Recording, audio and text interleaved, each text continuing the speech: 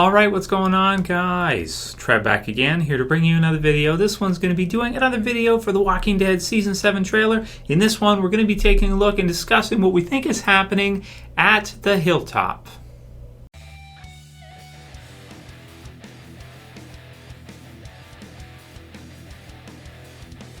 Right, and so this question was brought up by Krauser512100, and he or she said, probably he, already asked once, but what's up with the burning hilltop? And from the pictures, you can see it's pretty cool. This occurs at about 2 minutes and 10 seconds into the trailer, and there's a few different little angles here. You can see some walkers coming in, some zombies coming in. You can see the gate is open. You can see the wood in the background. So it definitely looks like it's the hilltop to me. In terms of fire, it doesn't look like to me the whole thing's on fire. It looks like they just have kind of one central type of fire, or maybe a couple, which is, it's going to be normal for a zombie apocalypse, because at nighttime you're going to want to light a fire, that kind of deal. It's just kind of as per norm. But the gates being open, the zombies coming in, the walkers coming in, that definitely does raise some red flags. This is a little weird, right? Because why would you do that at night, that type of deal?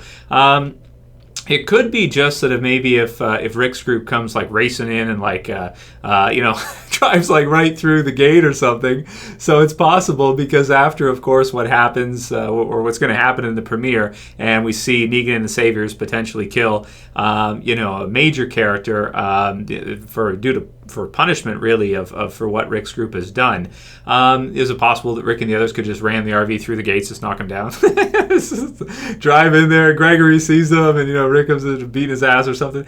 That sounds legit to me. Sounds about right to me. So it could either be that, or it could be maybe the Saviors doing something, maybe, or attacking the hilltop, because it is possible too. Gregory did give Rick and the others, Alexandria, a lot of stuff, so they may not have too much to offer up to the Saviors, and they also did have something to do with the killing that went on in the second half of season 6, where Rick and the group went after that whole group and basically killed the entire group. So and that was kind of a hilltop drop-off spot. So definitely too. So it could be one or the other. It's really hard to say which. It could be nothing, just maybe some zombies wandering in or something, Jesus taking care of them.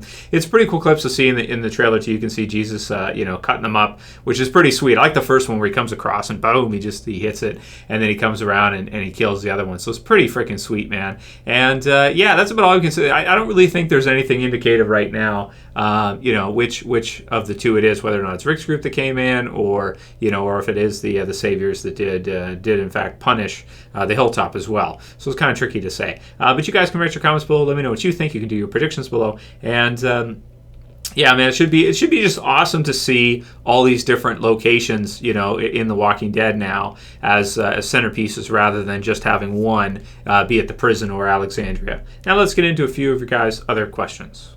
Yeah, and you guys can continue to send me whatever questions you have, of course, because there's a lot to talk about. I know only half of the trailer is new, so there isn't as much to talk about as there usually is after a trailer, but there's still quite a bit, because it's going to be a season of a lot of change and a different feel to the show. And if the trailer's any indication, a lot of different points of view, which should be really fun to see Negan's side of things and Dwight's side of things too.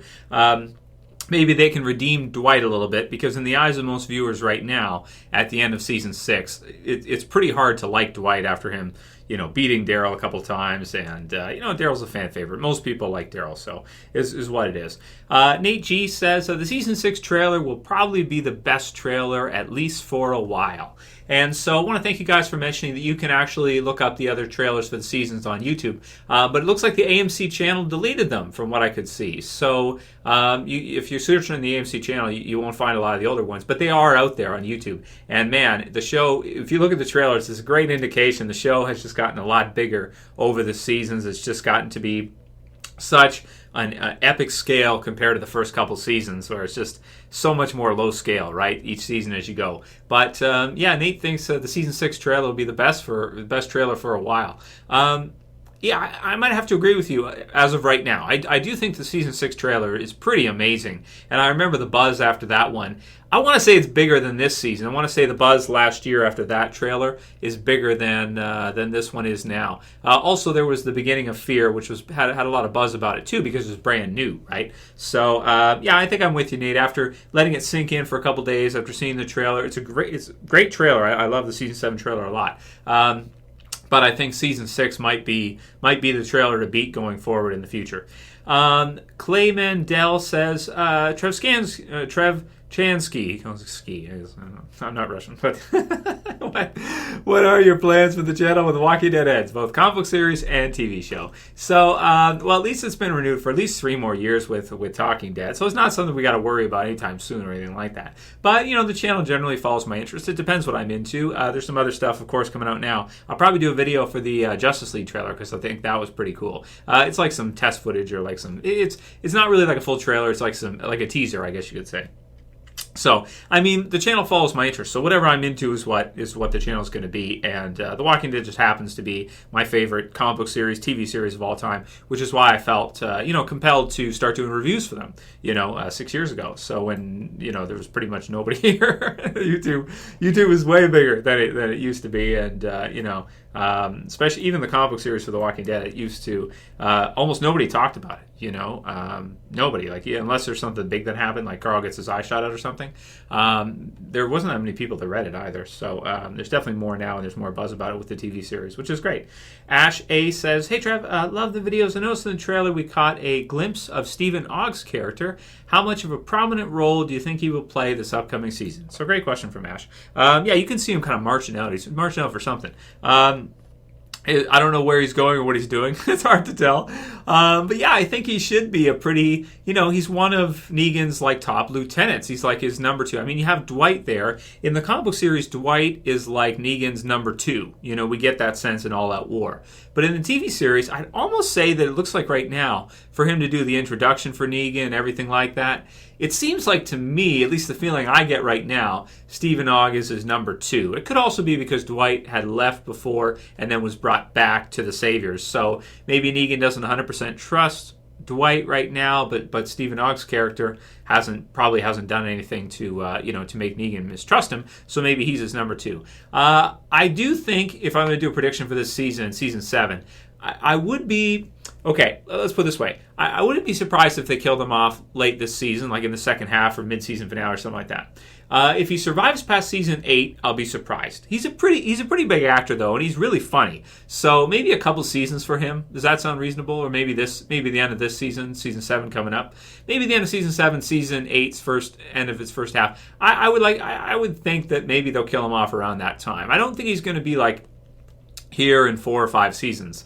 But he's really fun. He's funny, and people that are fans of Grand Theft Auto are going to love seeing him in the show for sure. I think he's a good choice. He's a good choice to have as one of the saviors. He just fits in perfectly, and he's also got the humor side too. If you've seen him in Better Call Saul, it's pretty funny too. Him and Mike, they've got some great clips you can watch there on YouTube too of him and some other roles. He's really funny.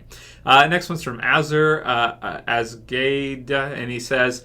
And we'll just do a couple more for today. He says, "Hey Trev, Q&A, do you think that they can give Rick's arm cut off to Nick in Fear the Walking Dead? Sorry for bad English. Love your vids. Keep it up." So just to clarify for people that haven't read the comic book series, Rick does get his hand cut right off by the governor in the comic book series. They never translated that. They never adapted that to the TV show version because obvious reasons. It's hard to do him all the time with missing hand. And I think it's a good choice that he keeps the hand. I think I like Rick better to have all of his digits, both of his hands. It makes sense, for shooting the gun and everything. It just makes sense, I think. So I think it's a good choice. But it would be cool to see if they could do that in Fear. And definitely that would get my attention for Fear if they did that. And I almost feel like they are drawing a parallel in the Fear trailer to that part in the comic book series. Also, like I said in my breakdown, it's kind of funny how... The governor in the comics looks like Danny Trejo to me. I don't know why.